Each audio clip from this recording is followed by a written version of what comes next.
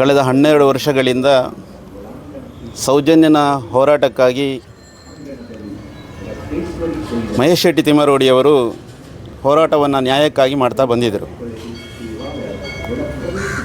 ಕಳೆದ 13 ವರ್ಷಗಳಿಂದಲೂ ನಿರಂತರವಾಗಿರುವಂಥ ಹೋರಾಟದ ಮಧ್ಯೆ ಎಲ್ಲಿಯೂ ಯಾವುದೇ ರೀತಿಯಲ್ಲಿ ಕ್ಷೇತ್ರಕ್ಕಾಗಲಿ ಅಥವಾ ಅಲ್ಲಿಯ ಯಾವುದೇ ವ್ಯವಸ್ಥೆಗೆ ಚ್ಯುತಿ ಬರುವ ರೀತಿಯಲ್ಲಿ ಅವರು ಮಾತಾಡಲಿಲ್ಲ.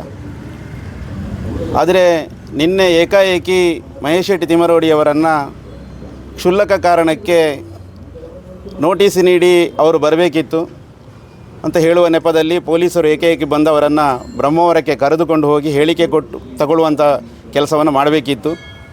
ಅವರ ಮೇಲೆ ಏಕಾಏಕಿ ಅದು ಜಾಮೀನು ಕೊಡುವಂತಹ ಸೆಕ್ಷನ್ಗಳಿದ್ದರು.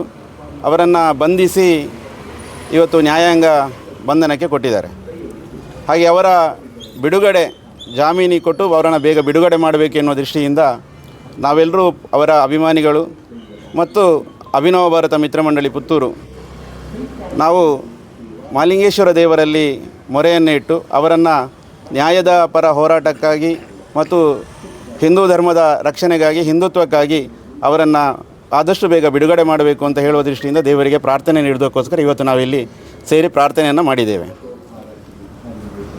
ಅದೇ ರೀತಿ ಈಗ ನಡೀತಿರುವಂತಹ ಯಾವುದೇ ಆ ಭಾಗದ ಘಟನೆಗಳಿಗೂ ಮತ್ತು ಅಲ್ಲಿ ಆಗುತ್ತಿರುವಂಥ ಏನು ಕಳೆದ ಒಂದಷ್ಟು ವರ್ಷಗಳಿಂದ ಧರ್ಮಸ್ಥಳ ಗ್ರಾಮದಲ್ಲಿ ನಡೀತಿರುವಂತಹ ಏನು ಅಲ್ಲಿಯ ಅತ್ಯಾಚಾರಗಳಿರ್ಬೋದು ಅಥವಾ ಕಾನೂನು ಬಾಹಿರ ಚಟುವಟಿಕೆಗಳ ವಿರುದ್ಧ ಇವತ್ತು ರಾಜ್ಯ ಸರ್ಕಾರ ಏನು SITಯ ಮುಖಾಂತರಲ್ಲಿ ಏನು ಚಟುವಟಿಕೆಗಳು ನಡೀತಿದೆ, ಆ ಚಟುವಟಿಕೆಗಳಲ್ಲಿ ಜನರ ಮಧ್ಯೆ ಇರುವಂತಹ ಏನು ಗೊಂದಲಗಳಿದೆ ಅದು ಇತ್ಯರ್ಥ ಆಗಬೇಕೆನ್ನುವುದೇ ಇಡೀ ಹಿಂದೂ ಸಮಾಜದ ನಮ್ಮ ಆಗ್ರಹವಾಗಿರುವಂಥದ್ದು.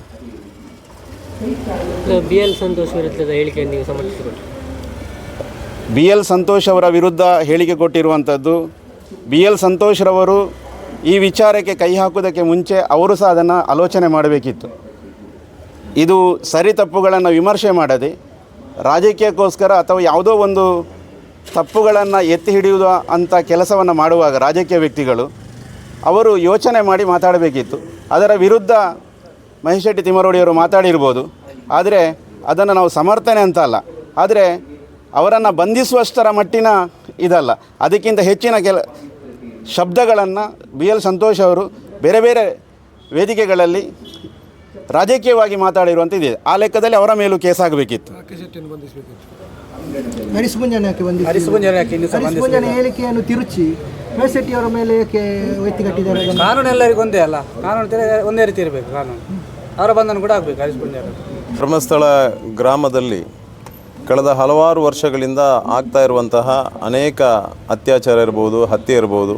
ಈ ವಿಚಾರವಾಗಿ ಕಳೆದ ಸೌಜನ್ಯನ ಹತ್ಯೆಯ ಬಳಿಕ ಆದಂತಹ ಬೆಳವಣಿಗೆಯಲ್ಲಿ ಮಹೇಶ್ ಶೆಟ್ಟಿ ತಿಮ್ಮರೋಡಿಯವರು ನೇತೃತ್ವವನ್ನು ವಹಿಸಿಕೊಂಡು ಒಬ್ಬ ನಿಜವಾದ ಹಿಂದೂ ನಾಯಕನಾಗಿ ಇವತ್ತು ಸೌಜನ್ಯನ ಕುಟುಂಬಕ್ಕೆ ನ್ಯಾಯ ದೊರಕಿಸಿಕೊಡಬೇಕು ಮತ್ತು ಅಲ್ಲಿ ಆಗಿರುವಂತಹ ಅತ್ಯಾಚಾರ ಅನಾಚಾರಗಳಿಗೆ ನ್ಯಾಯ ದೊರಕಿಸಿಕೊಡಬೇಕು ಅನ್ನುವಂತಹ ಏಕೈಕ ಉದ್ದೇಶದಿಂದ ಹೋರಾಟವನ್ನು ಮಾಡ್ತಾ ಇದ್ದಾರೆ.